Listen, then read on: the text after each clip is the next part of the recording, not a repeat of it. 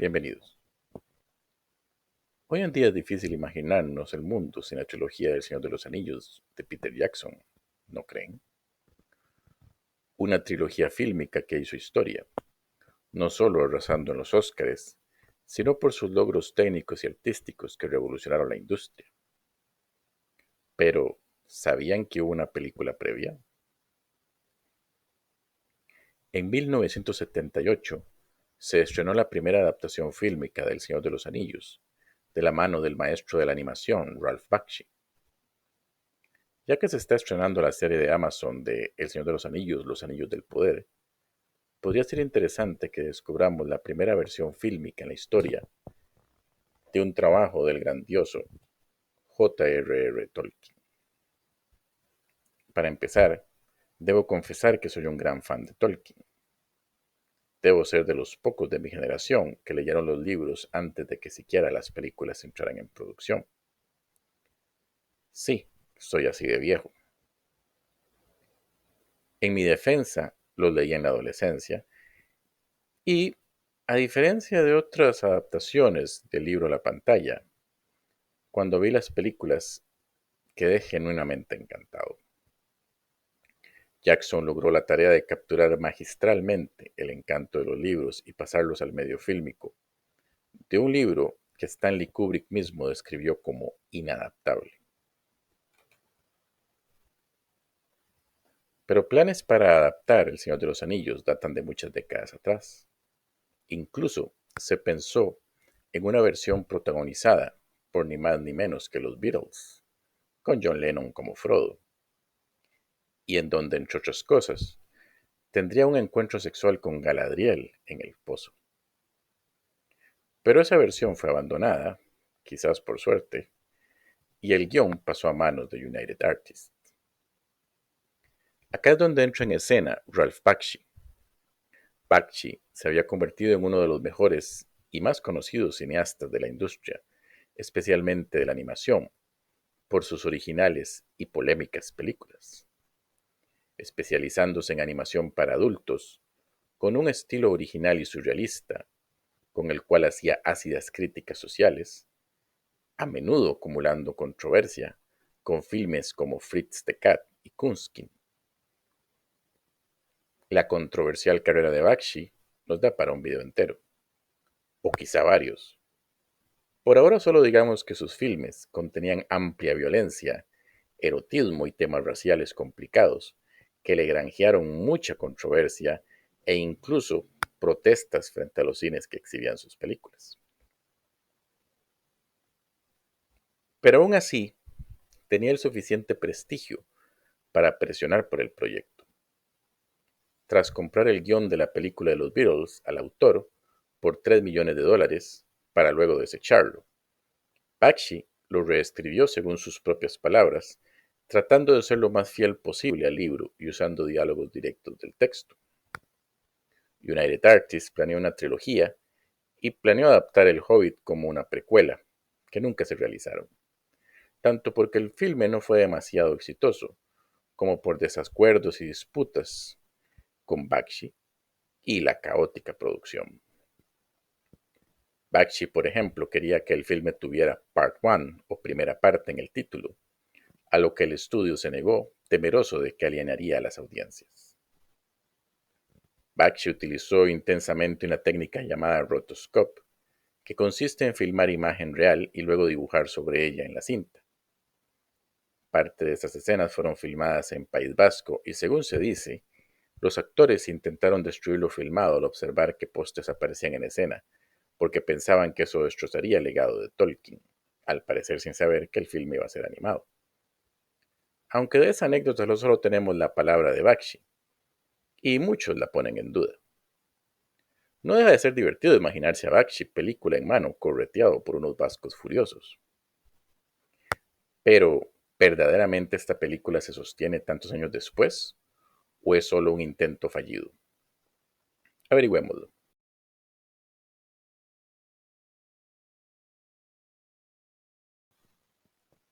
La película inicia con un prólogo hecho de gente en cosplay representando lo sucedido de manera económica. Empiezo a entender a los vascos aquellos. Tras esto, vamos a la comarca donde Bilbo se prepara para retirarse y heredar todas sus posesiones, incluido el anillo, a Frodo, aunque Bilbo está algo rejego. Es mi anillo. Él me pertenece. Es mi precioso. Es mío y voy a conservarlo. Pero finalmente, Gandalf lo coacciona.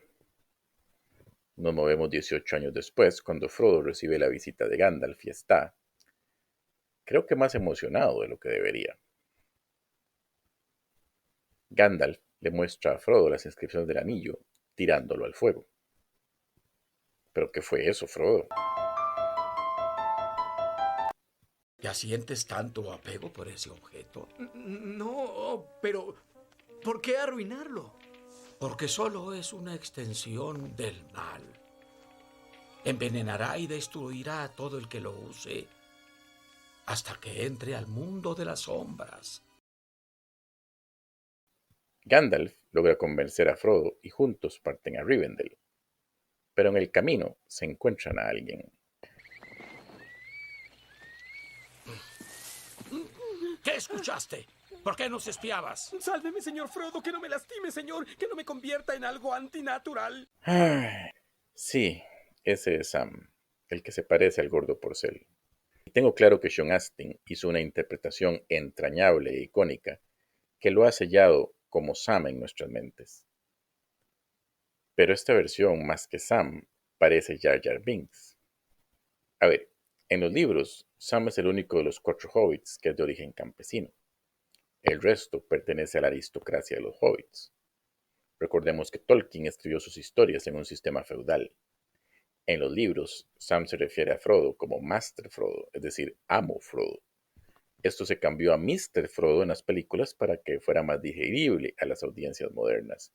Pero lo cierto es que Sam no solo es de una clase social distinta, es que literalmente es el siervo de Frodo, su señor feudal, lo que hace la amistad de ambos más destacable. Sam, a diferencia de Frodo y los demás que son más educados, es sencillo y humilde y no tiene la formación y la cultura de Frodo. Pero no es un idiota tampoco. De hecho, llega a convertirse en el mejor alcalde de la comarca. Tras despedirse de ellos y darles indicaciones de qué deben hacer, Gandalf se dirige a Isengard al encuentro de un Saruman muy progresista. ¿Entonces prefieres que lo obtenga el Señor Oscuro o Saruman el multicolor? Tras una batalla psicodélica, Gandalf queda atrapado. Mientras tanto, los hobbits, ya encaminados a Hobbiton, se esconden de un discapacitado.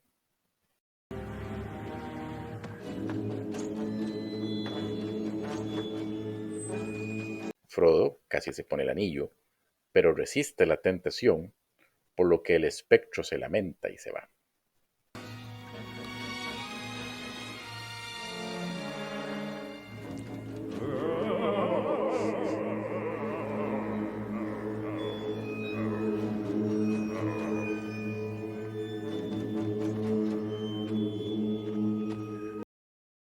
Finalmente, llegan al Pony Pisador, donde se encuentran con Trancos, es decir, Aragorn, quien les explica que los jinetes negros andan detrás de ellos y deben ocultarse. Además, procede a hacerle bullying al posadero. No pueden llevar a nadie más, excepto a un posadero obeso que solo sabe su nombre porque se lo gritan todo el día. Hello, darkness, my old friend. Son perseguidos por los jinetes y debo admitir que se ven tétricos. Frodo es herido y cabalga casi inconsciente escapando de ellos.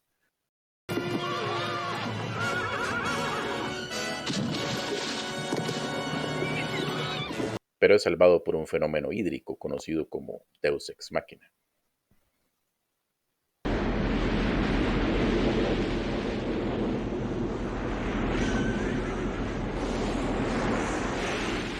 En Rivendell, tras 3 días de convalecencia, Frodo se recupera y se reencuentra con Gandalf, quien escapó de Saruman gracias al águila, y se reencuentra también con Bilbo. Y acá vemos otro problema de la película.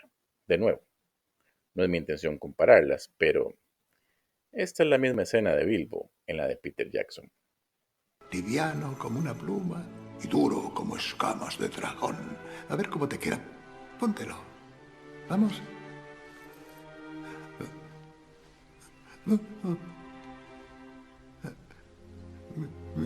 Mi viejo anillo. Me gustaría poder sujetarlo por última vez.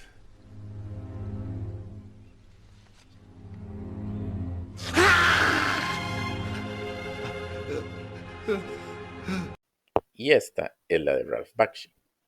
Si no te molesta, quisiera verlo de nuevo. Solo un momento.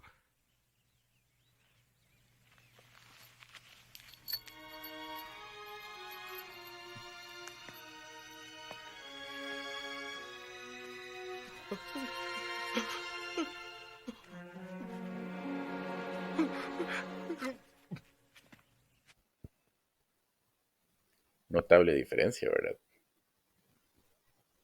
El concilio de Elrond, quien por alguna razón parece un romano, se realiza, y sí, los elfos como Elrond y Legolas no son particularmente llamativos. Les llamará la atención que los elfos no tengan orejas puntiagudas. En realidad esto nunca se dice en ningún texto de Tolkien, es una invención propia de la película, aunque influenciado por el aspecto de los elfos en otras propiedades como Dungeons and Dragons. Sí se menciona que los elfos tienen orejas como hojas, y tal vez eso fue lo que se interpreta como puntiagudo. Pero es lo de menos. Lo cierto es que los elfos realmente no se sienten una especie distinta, no tienen ese aire místico y extramundano de los libros y las películas live action. La comunidad del Anillo emprende su trayecto y llega a Minas Tirith, donde se encuentran con los orcos. ¡Orcos! Y algo más. Creo que es un troll de las cavernas. Bueno, perdón, y con un troll de las cavernas. Y debo decir que el diseño de los orcos es bastante original. Tolkien nunca describió a los orcos y antes de Peter Jackson cada quien se los imaginaba como quería. Pero este diseño funciona bien y es creativo. Donde no funciona bien es con el Balrog, que parece una zanahoria diabólica. Gandalf enfrenta al Balrog y muere.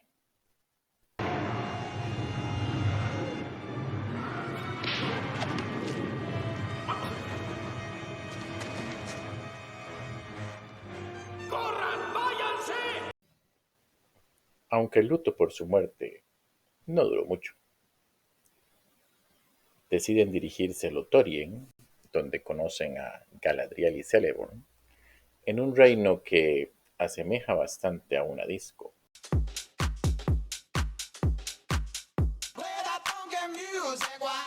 Y acá, otra diferencia importante entre esta película y las live action. Es innegable que Cate Blanchett es una actriz excelente. Realmente logra mostrar el poderío y la magnanimidad de Galadriel. Por eso es tan peligroso que tomar el anillo. En la película de Peter Jackson, este crucial momento se representa así. En vez de un señor oscuro, tendrían una reina.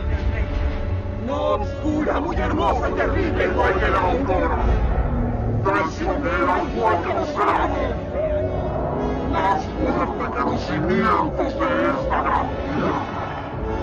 Todos los seres sentirán amor y desesperación. La puta. En esta, la reacción de Galadriel es más como el de una colegiala enamorada. Ibas a obsequiarme el anillo voluntariamente. En lugar del señor oscuro, pondrías a una reina. Yo no sería malvada, sino hermosa y terrible, como la mañana y la noche, más fuerte que los cimientos de la tierra. Todos me amarían y después morirían.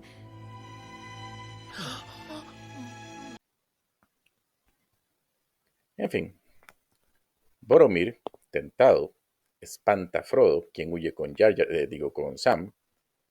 Boromir muere, los orcos apresan a Merry y Pippin, y habrán notado que casi no he hablado de ellos, pero es que en esta película son realmente un par de extras. Sam y Frodo se encuentran con Gollum, y Frodo se pasa al modo Latinoamérica. ¡Suéltalo, Gollum! ¡Suéltalo! ¡Te corto la garganta! Merry y Pippin se escapan de los orcos para encontrarse con cierto personaje. Un Bárbol un poco caricaturesco, pero funciona. Legolas, Gimli y Aragorn se reencuentran con un Gandalf blanqueado. Allí, Gandalf les habla sobre Théoden y el nefasto control que tiene sobre él su ministro Grima, lengua de serpiente, quien además pareciera que debería darle espacio personal a Théoden. En Rohan, Gandalf logra derrotar a Grima, quien escapa. Guardias que le quitaran su bastón. ¡Abajo, serpiente! ¡Arrástrate en el suelo!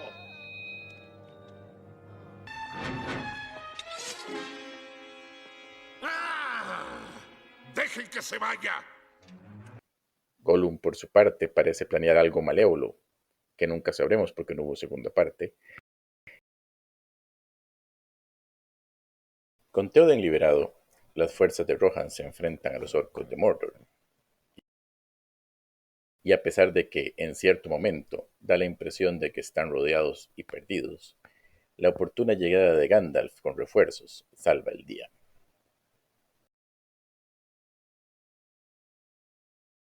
Sin embargo, aunque derrotan a los orcos, queda la sensación de que la guerra apenas comienza.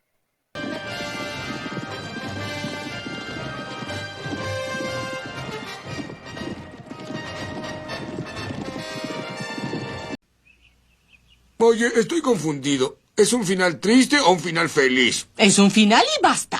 Ahora la gran pregunta. ¿La recomiendo? Es un tema complejo. Personalmente no soy fan del rotoscope. Me gusta la animación, como ya deben suponer si siguen este canal, pero precisamente me gusta porque se ve diferente, aun cuando los personajes sean humanos. El rotoscope puede servir en algunas escenas particulares para complementar, pero ya toda una película en rotoscope se ve extraño. El rotoscope está en una especie de limbo entre animación e imagen real y termina no haciendo ninguna bien. Pero eso es algo subjetivo mío. Narrativamente la historia está bien. Acá el problema es que no hay realmente nada en esta película que no esté mejor hecho en la de Jackson. Esto no es su culpa, pero a mí me deja un cierto sinsabor. Yo diría que esta película se puede ver si usted es fan de la animación artística y experimental, si quiere ver todas las de Bakshi, o si es un fan hardcore de Tolkien. Para los demás, pueden obviarla. Es todo por hoy. ¿Y ustedes vieron El Señor de los Anillos de Ralph Bakshi? ¿Les gustó? ¿La recomiendan? Déjenme saberlo en los comentarios y no olviden decirme qué más les gustaría que reseñe. Recuerden también comentar, compartir, dar like y suscribirse si no lo están. Todo eso ayuda mucho al canal. Hasta la próxima.